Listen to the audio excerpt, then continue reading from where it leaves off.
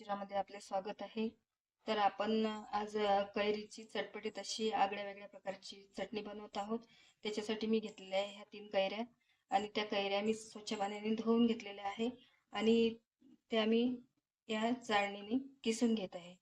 ह्या ज्या कैऱ्या आहे ह्या लोणच्याच्या कैऱ्या नाही आहे. ह्या आपल्या गाभुडलेल्या कैऱ्या आहे. ज्या अर्धवट कच्च्या आणि पिकलेल्या असतात आणि त्याचं हे असं किसणीने किसून असं बॅटर तयार झालेलं आहे. तर आपण गॅसवर पातेलं ठेवलेलं आहे. त्यामध्ये थोडंसं खायचं तेल टाकायचं आहे आणि त्यामध्ये टाकणार आहोत आपण लाल मिर्च आणि थोडीशी हळद. तेल जास्त गरम करायचं नाही, नाहीतर जळून जाईल.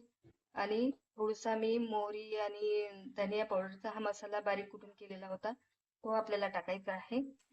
आणि त्यामध्ये आपण जे हे तयार केलेलं जे बॅटर आहे हे आपल्याला त्यामध्ये टाकायचं आहे.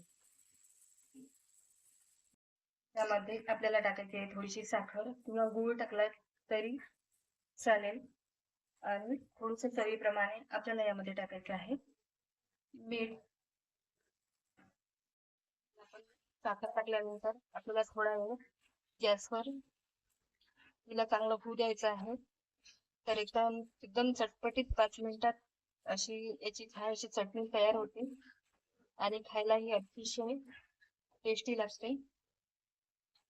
तर फक्त 5 मिनिटाच्या आतमध्ये ती तयार होईल.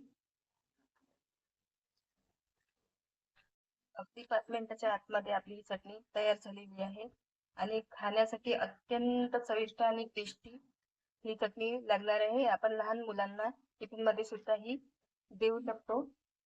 तर आपली ही चटणी तयार झालेली आहे. तर बघा आपली ही किती छान अशी चटणी बनवून तयार झालेली आहे.